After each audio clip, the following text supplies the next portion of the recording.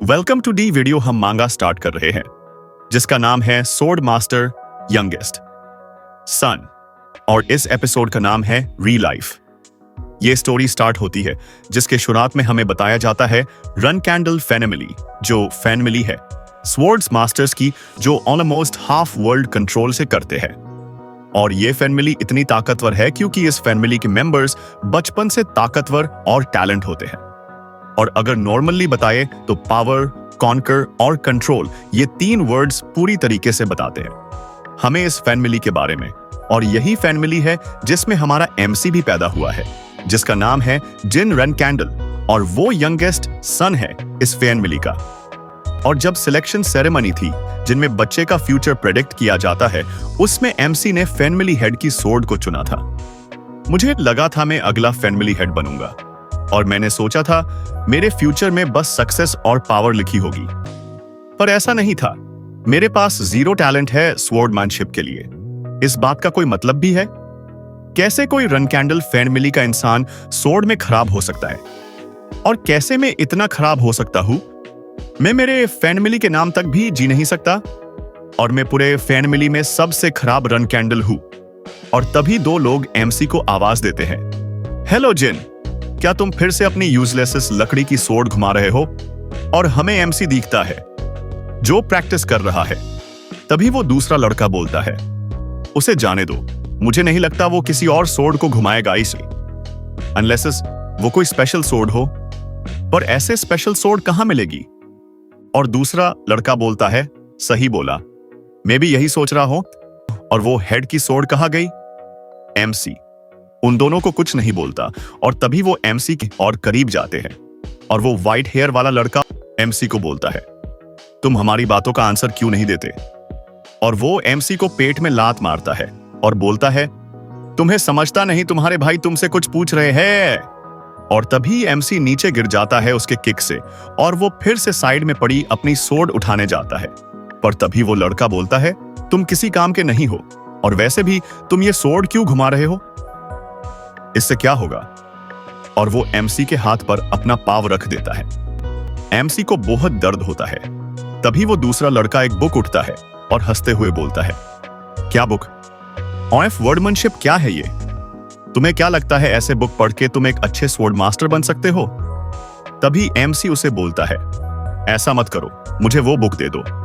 और तभी वो दूसरा लड़का एमसी की सोर्ड को तोड़ने लगता है और बोलता है, इसीलिए कभी किसी यूजलेस इंसान को मौका नहीं देना चाहिए, क्योंकि तुम्हारे जैसे इंसान को चांस देने से तुम्हें लगता है तुम कुछ कर सकते हो। और तभी वो दोनों एमसी की बुक और सोर्ड के टुकड़े टुकड़े कर देते हैं। एमसी बोलता है, ऐसा करने की क्या जरूरत थी? पर तभी ये सुनकर वो लड़का एमसी के बाल पकड़ लेता है और बोलता है, क्या बोल रहे हो तुम? हम ये सब तुम्हारे लिए कर रहे हैं, और तुम किससे बात कर रहे हो? तुम जानते हो? और तभी दूसरा लड़का बोलता है, क्या तुम्हारे नैनी ने यही सिखाया है तुम्हें? और एमसी बोलता है, उसकी कोई गलती नहीं है, उसे इस सब में मत लो। और वो दोनों बोलते हैं, तुम जी तरह से हमसे बोल रहे हो, लगता है तुम्हें मैनर्स पे एक लेक्चर देना पड़ेगा। और तभी शाम होती है जहां पर अप्रेस एमसी सोचता है, मेरे भाई जो मुझे टार्चर करते हैं, और मेरा टैलेंट जो किसी काम का नहीं है, इससे कोई फर्क नहीं पड़ता, मुझे बस हार्ड वर्क करना है, और एक दिन मेरी फैमिली मुझे रिकॉग्निशन दे देगी। और हमें एमसी दिखता है जो बहुत थक गया है। पर नेक्स्ट ही पल हमें पता चलता है कि एमसी को उसके फैमिली से निकल दिया है, और उसे मारा नहीं जाएगा, क्योंकि उसने बहुत ट्राई किया है, पर वो इस फैमिली के किसी काम का नहीं है, इसीलिए उसे निकला जाता है फैमिली से। और एमसी सोचता है, ऐसे ही मुझे फैमिली से निकला गया जब मैं 25 साल का था, और मैं कुछ नहीं कर सकता था। मैं बस यहां वह घुमा, और तभी एक दिन घूमते घूमते मैं मेरे मास्टर से मिला। उन्होंने बताया मुझे कि मुझ में टैलेंट है, और ऐसा ही टैलेंट नहीं तो मेरे पास मैजिक टैलेंट है, जो मेरे फैमिली में उसे करना माना था। और फिर 3 साल बाद जहां पर एमसी बोलता है, नेचर का माना मैजिशियन के माना से जोड़ो, जिससे माना रिकवर हो जाएगा, और उसके बाद जो माना बनेगा और स्ट्रेंथेन करो। और तभी एमसी के बाजू में काले रंग का माना जमा होने लगता है, और धीरे धीरे वो एमसी को पूरी तरह से कवर कर लेता है।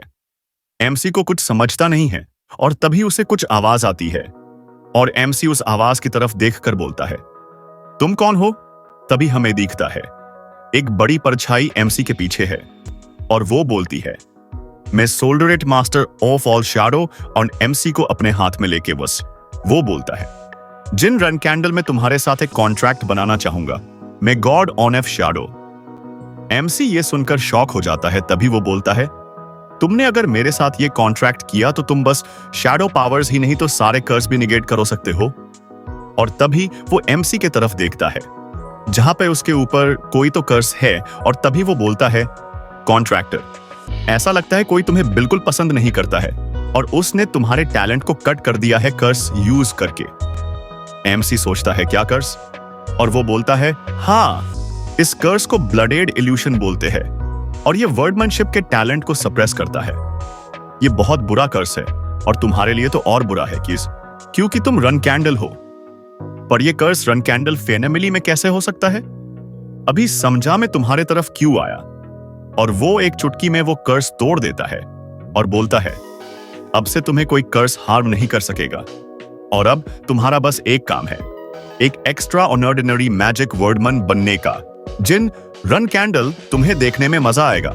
और तभी एमसी से वो काला मैजिक जाने लगता है और जैसे ही वो मैजिक चला जाता है, एमसी अपनी सोर्ड उठा के बाहर जाता है और एक अटैक करता है और सोचता है जैसा कि सोल्डरेट ने बोला था।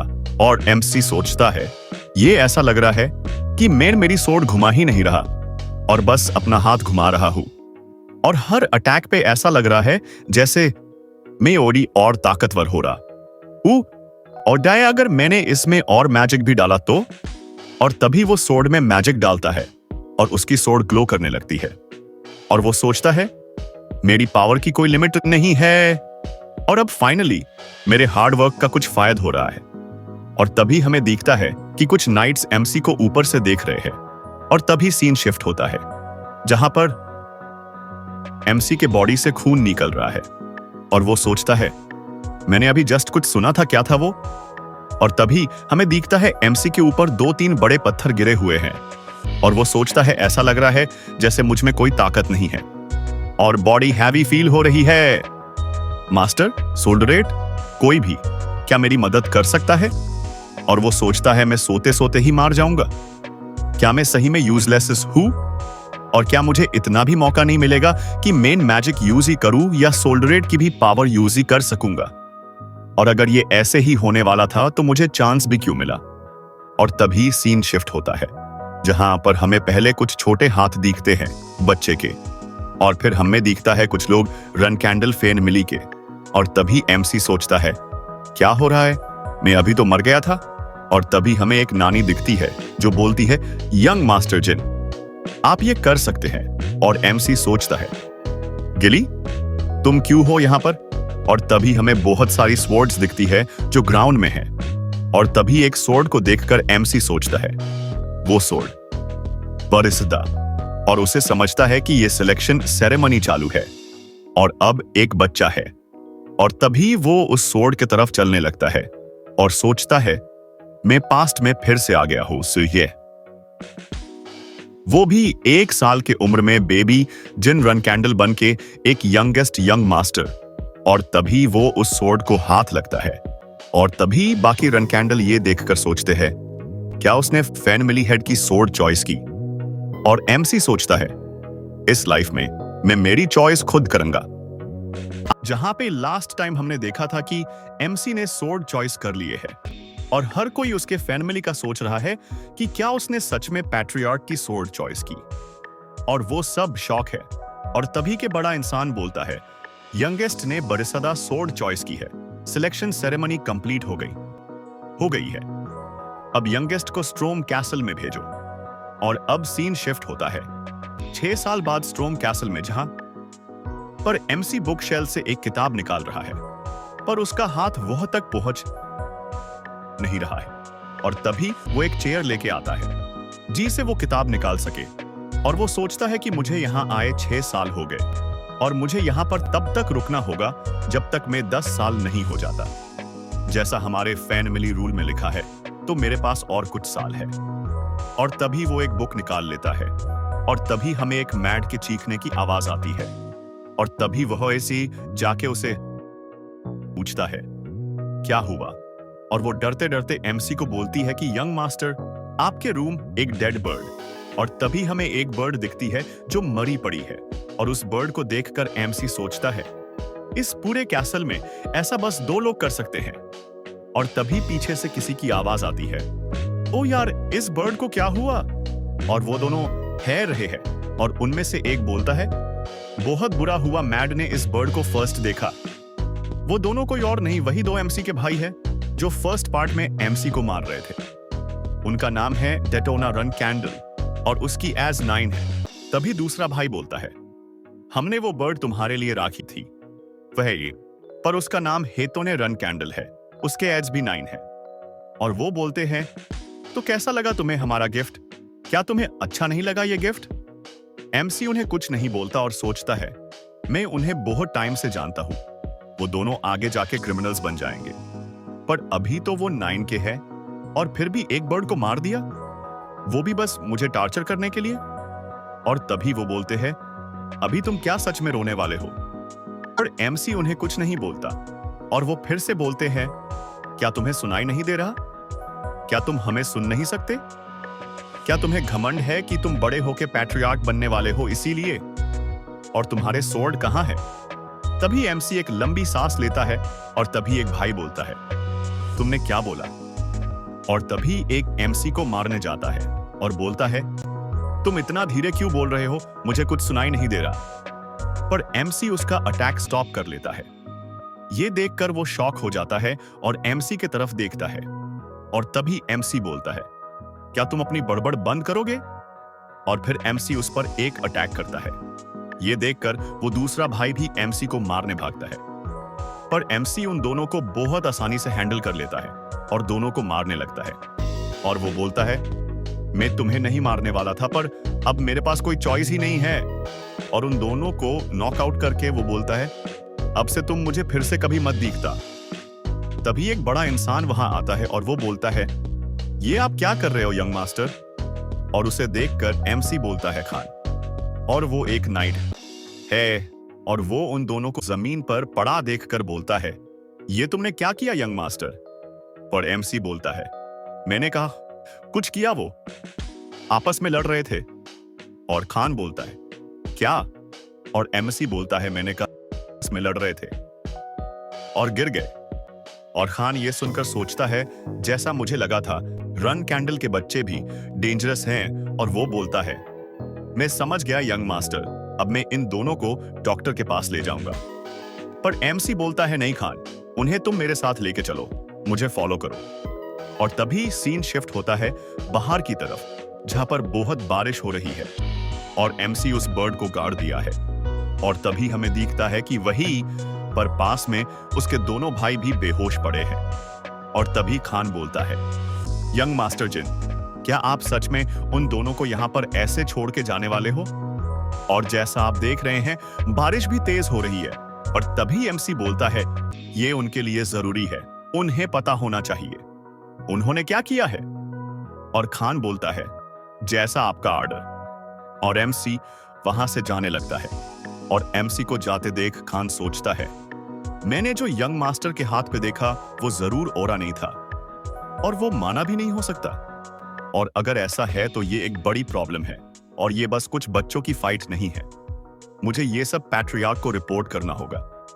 और तभी वो एक साइड में खड़े बटलर को आवाज देता है ये तुम। और वो बटलर उसकी आवाज सुनकर बोलता है yes sir. Night and Khan बोलता है मेरे लिए एक घोड़ा लेके आवो। और ये सब हमारा एमसी उसके रूम से देख रहा है और वो सोचता है मुझे पता था कि ये बात बताने के लिए फादर के पास जाएगा। खान भले ही हमारा गार्डियन नाइट है, पर वो एक ऑब्जर्वर भी है और खान को मेरे हाथ पर जो दिखा वो मैजिक जैसा लगा होगा और वो ये देखकर इस सब को नजरअंदाज नहीं कर सकता ऐसे ही।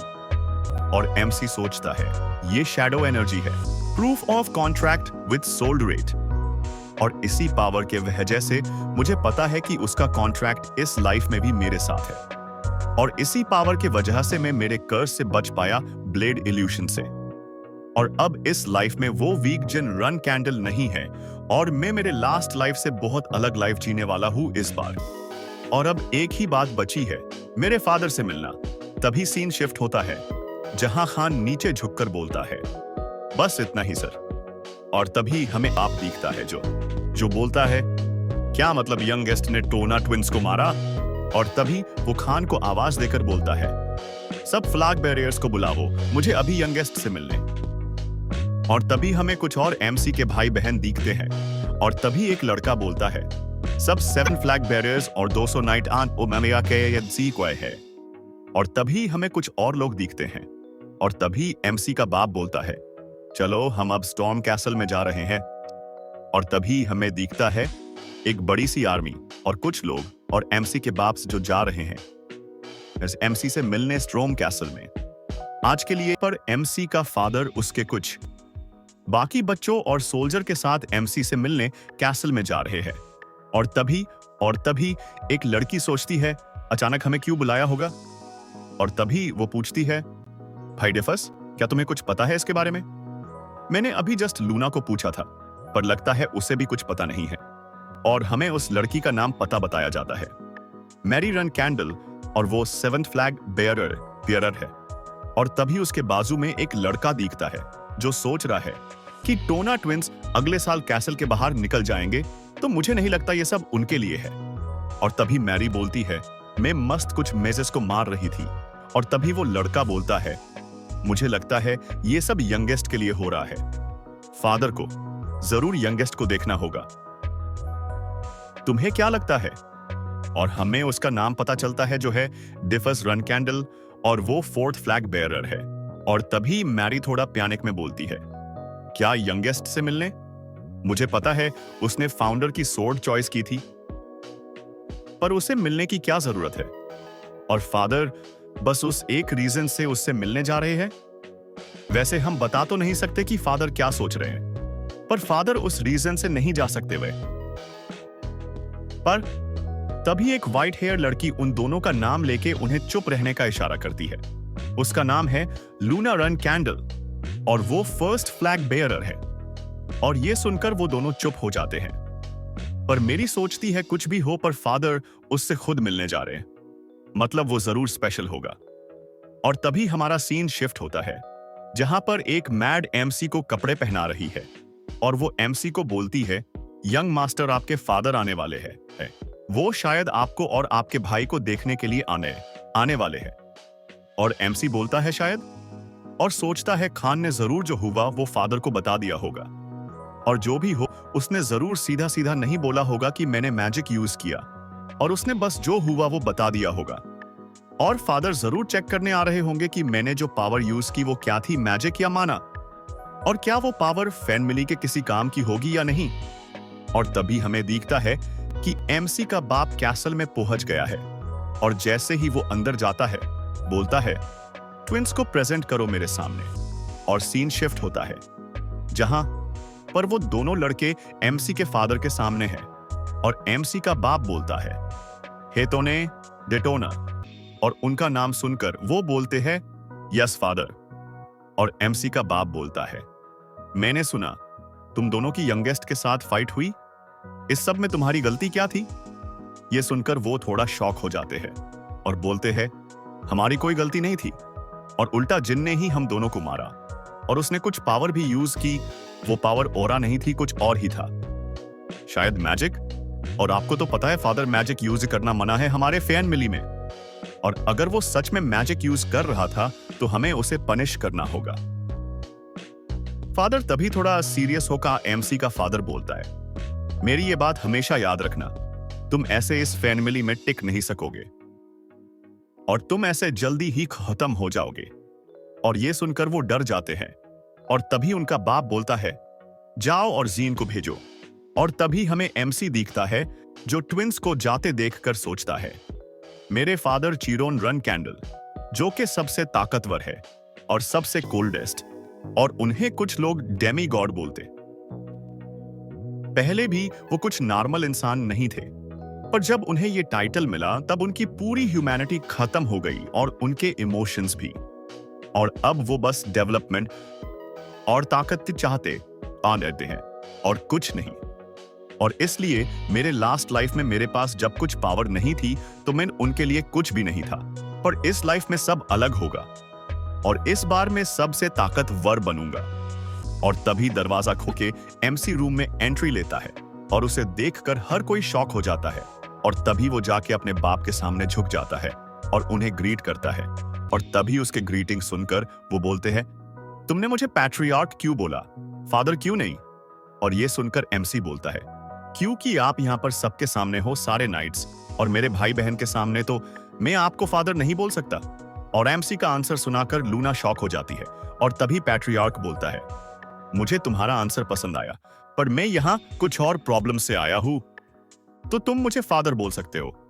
तो अब मैं तुम्हें वही पूछूंगा जो तुम्हारे दोनों भाई को पूछा, तुमने होने क्यों मारा, क्या गलती थी उनकी? और तभी एमसी बोलता है, क्योंकि मैं बस बदला ले रहा था। हम रन कैंडल है और हम चुप नहीं बैठ सकते, और जो जैसा हमारे साथ करेगा वैसा ही हमें उसके साथ करना होगा, और फिर वो चाहे कोई भी हो। और ये सुनकर मैरी खुश हो जाती है। और तभी पैट्रियार्क ऑर्डर देता है, यंगेस्ट को छोड़ सब रूम से बाहर निकलो। और ये सुनते ही हर कोई शॉक हो जाता है, पर सब एक एक करके रूम से निकलने लगते हैं। और मैरी सोचती है, फादर के साथ टॉक करने का मौका, वो भी अकेले। और सब बाहर चले जाते हैं और अब बस रूम में एमसी और पैट्रियार्क है। तभी पैट्रियार्क बोलता है, मैंने सबको बाहर निकाल दिया क्योंकि मुझे तुमसे कुछ पूछना है।